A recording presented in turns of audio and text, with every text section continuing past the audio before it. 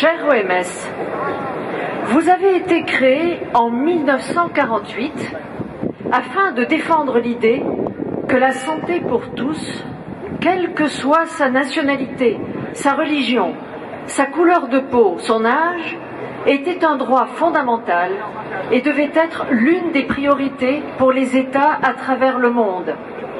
Quelle généreuse et belle idée!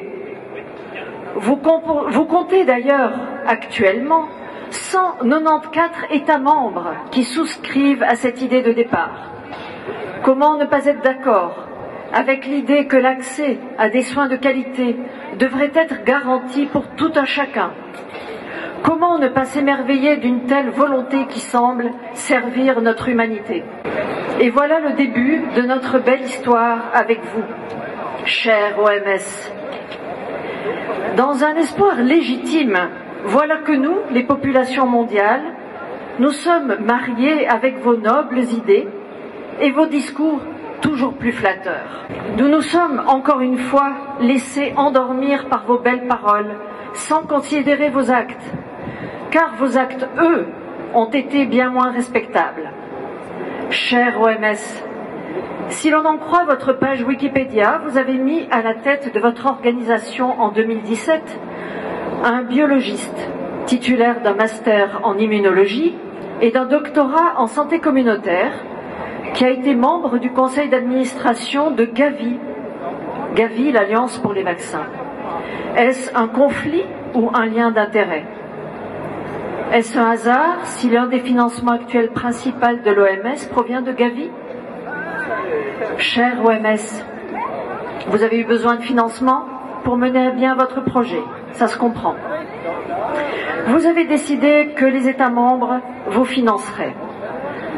Sauf qu'actuellement, c'est la fondation Bill et Melinda Gates, Gavi et le Global Fund qui vous financent à hauteur de plus de 80%.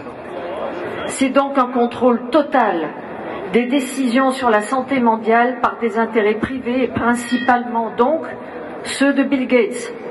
Quand on finance à 80% voire plus, ce n'est plus de la philanthropie. Qu'est-ce que c'est? Je ne sais pas. En tout cas, l'OMS appartient désormais à un particulier. Cher OMS, nous voici donc trahis dans notre mariage. Vous nous aviez promis une saine préoccupation concernant la santé des populations et nous vous voilà préoccupés par votre financement et votre désir de contrôle total sur les États membres. Nous pouvons lire dans l'article 67 de votre charte, rédigée en 1948, que, je cite, « L'organisation jouira sur le territoire de chaque État membre des privilèges et immunités nécessaires pour atteindre son but et exercer ses fonctions. » Il s'agit donc là d'une perte absolue de souveraineté des États membres. Vous fusionnez donc avec des intérêts privés, ceux-là même qui promeuvent la vaccination pour tout un chacun et tout le temps. Rappelons que Bill Gates est un informaticien, inventeur et vendeur à la fois de virus informatiques et de logiciels antiviraux. Et maintenant, créer une maladie de toutes pièces et vendre un remède qui rend malade et qui va permettre de vendre d'autres médicaments? Quel business plan génial! Une manne financière infinie et parfaitement non éthique et inhumaine. Nous y voyons un parallèle avec les événements récents qui nous occupent depuis 2020. Cher OMS, vos projets pour contourner les plans pandémie mis en place par les États a moins bien fonctionné que prévu. Les peuples se sont souvenus, une fois passée la sidération de la crise des années 2020, que des plans existaient et qu'ils n'avaient strictement rien à voir avec les recommandations que vous avez émises. Les peuples ont compris que derrière vos beaux discours se cachaient d'autres projets mortifères pour nous et très lucratifs pour ceux qui les ont pensés. Si vos projets mortifères pour nous, les peuples, sont admis, vous aurez la possibilité de déclarer seule une situation d'urgence, sans preuve médicale, d'appliquer la situation d'urgence à des incendies ou des températures trop élevées, par exemple, de décider seul de mesures, confinement, vaccins forcés, passe, couvre-feu, etc., d'interdire certains traitements et d'en imposer d'autres. Les mesures ne doivent plus respecter la dignité humaine ou les libertés fondamentales, mais, je cite, les principes d'équité, d'inclusivité et de cohérence. Qu'est-ce que ça veut dire? L'OMS décidera seule, je cite, de ce qu'est la désinformation. Pardon? Cher OMS, vous êtes devenu l'instrument de vos investisseurs. Ce n'est pas moi qui le dis, c'est le docteur David Bell, expert en santé publique et ancien consultant chez vous, qui l'affirme. Cher OMS, vos trahisons devraient avoir raison de votre existence.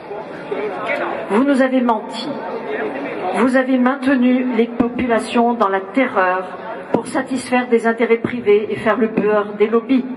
Vous avez menti sur la qualité et la nature des injections que vous avez voulu imposer aux populations pour satisfaire un agenda qui dessert l'humanité et conduit au transhumanisme. Et finalement à un nouvel ordre mondial. Vous obéissez à ceux qui cherchent à imposer un totalitarisme dont vous serez le bras armé sanitaire. Cher OMS, votre perversité est telle que vous ne défendez plus la santé mondiale, mais l'argent facile issu de la peur et de l'ignorance des populations. Vous trompez même ceux qui travaillent pour vous. Vous ne méritez plus aucune attention ni aucun centime de notre part. Même l'ancien député Nigel Farage le dit, nous ne devrions pas verser d'argent à cette épouvantable organisation.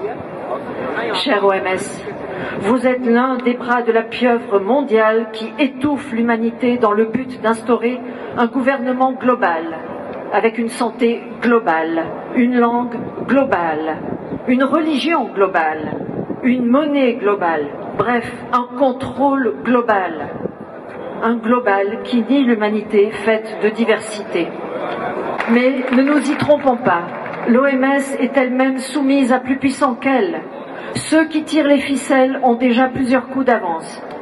Pendant que nous nous plaignons de la trahison scandaleuse de cette organisation supranationale qui tente un coup d'État soft par le biais de la mainmise totale sur les décisions des gouvernements, faisant fi de la souveraineté des peuples et de leur constitution, d'autres manières d'infiltrer nos sociétés sont mises en place de manière sournoise. Par exemple, chez nous en Suisse, le Conseil fédéral propose une révision de la loi sur les épidémies. Les modifications proposées ne sont rien d'autre que celles voulues par l'OMS.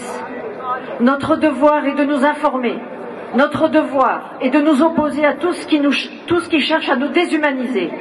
Notre devoir est de ne plus obéir à tout ce qui conduit à notre perte. Non à l'OMS et à ses projets mortifères.